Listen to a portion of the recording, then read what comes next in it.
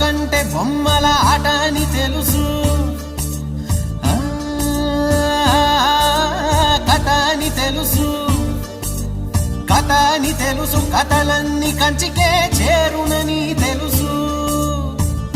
తెలుసు తెర తొలుగుతుందని, తెలుసు తెల్లారుతుందని, తెలుసు ఈ కట్టె పుట్టుకుమంటదని, తెలుసు ఈ మట్టి మట్టిలో కలిసిపోతదని.